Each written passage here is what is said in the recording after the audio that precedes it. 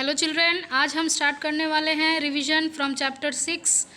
Name of the chapter is changes around us. बच्चों, इस chapter में हम लोग ने पढ़ा था चेंजेस के बारे में कि चेंजेस जो होते हैं वो रिवर्सिबल होते हैं या इरिवर्सिबल भी होते हैं। यानी ऐसे चेंज जिसको हम दोबारा से रिवर्स कर सकते हैं उसे रिवर्सिबल। जैसे कि अगर हम आइस को मेल्ट करते हैं तो वो वाटर में कन्वर्ट हो जाता है, और जब वाटर को हम फ्रीज़ करते हैं तो दोबारा वो आइस में कन्वर्ट हो जाता है। या फिर फोल्डिंग ऑफ पेपर, जब हम पेपर को फोल्ड कर देते हैं तो वो चेंज हो जाता है, लेकिन जब दोबारा हम पेपर को खोल देंगे तो दोबारा से वो रिवर्सिबल चेंज में आ जाएगा। ठीक वैसे ही इरिवर्सिबल चेंज क्या होता है? A change that we can not make them in original shape.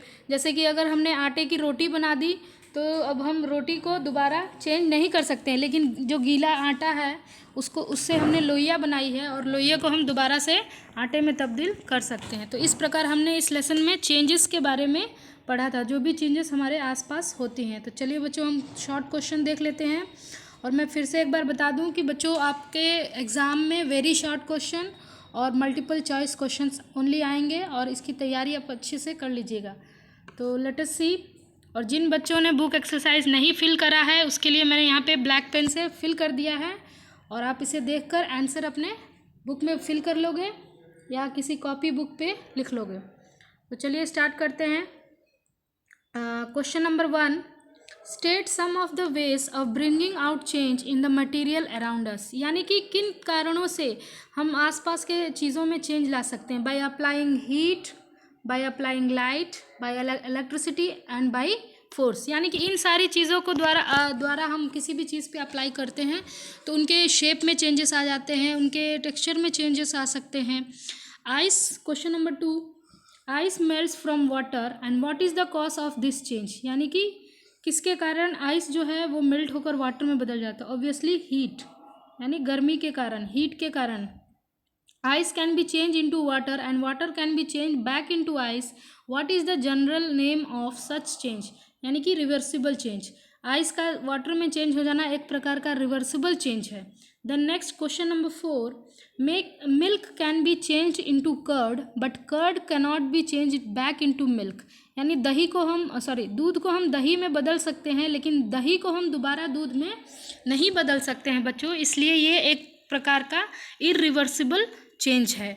State whether the burning of paper is a reversible change और इरिवर्सिबल। यानी पेपर का जलना किस प्रकार का चेंज है। तो बच्चों, अगर हम पेपर को जलाते हैं तो वो ऐश में बदल जाता है, यानी राख में बदल जाता है। हम दोबारा उसे पेपर में कन्वर्ट नहीं कर सकते हैं। So it is kind of irreversible change. The next, a child dropped his toy and broke it. यानी एक बच्चा अपना खिलौना गिराता है और उसे तोड़ देता है। Can this change be reversed? नहीं, तो इस चेंज को हम दोबारा रिवर्स नहीं कर सकते हैं। तो ऐसे बहुत सारे यहाँ पे क्वेश्चंस दिए हुए हैं बच्चों, आप you can see. A bag of cement laying in the open gets wet due to rain. यानी कि जो सीमेंट की जो बोरी है वो बाहर छूट गई है और बारिश में भीग गई है। तो क्या हम इस सीमेंट की बोरी जो जम गई है उसे हम दोबारा से सीमेंट में बदल सकते हैं? तो नहीं, बिल्कुल नहीं बदल सकते हैं। तो ये सारे जो चेंजेस होते हैं वो इरिवर्सिबल हैं। Give one use of expansion of an object on heating. यानी एक्सपेंशन ऑफ हीट के कारण हम किन किन चीज़ों में इसका यूज़ कर सकते हैं।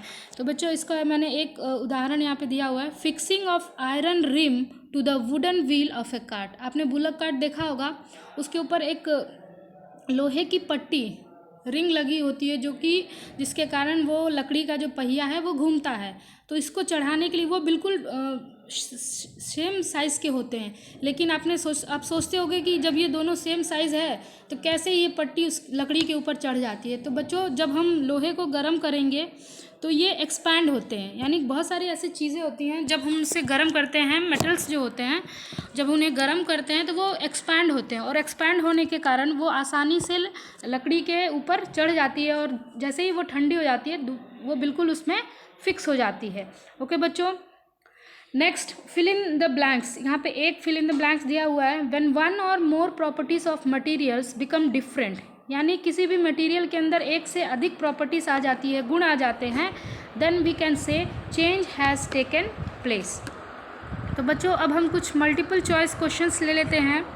विच one of the following is reversible change, इसमें से कौन सा ऐसा चेंज है जो कि रिवर्सिबल है? तो आंसर बच्चों है वाटर चेंजिंग इनटू आइस। बाकी जो चेंजेस है they are irreversible. An irreversible change take place when charcoals burn, salt is added to water, ice melts, no. An iron nail is magnetized, no. When ice melts to form water then the change occurs in the state, यानी जब जब बर्फ़ पानी में बदल जाता है, water में चेंजेस हो जाता है, तो ये एक प्रकार का state change in the state है। Which one of the following is beneficial change, इसमें आपको 4 चेंजेस दिए हुए हैं, इसमें से कौन सा ऐसे चेंज है बेनिफिशियल? हाँ, तो बच्चों मैं बता दूं कि इस लेसन में हमने ये भी जाना था कि कुछ चेंजेस जो होते हैं वो बेनिफिशियल भी होते हैं और कुछ हार्मफुल भी होते हैं। जैसे कि खाना का ख़राब हो जाना, भोजन जो है वो अगर ख़राब हो जाता है, स्पॉइल हो जाता है, तो it is a kind of harmful change.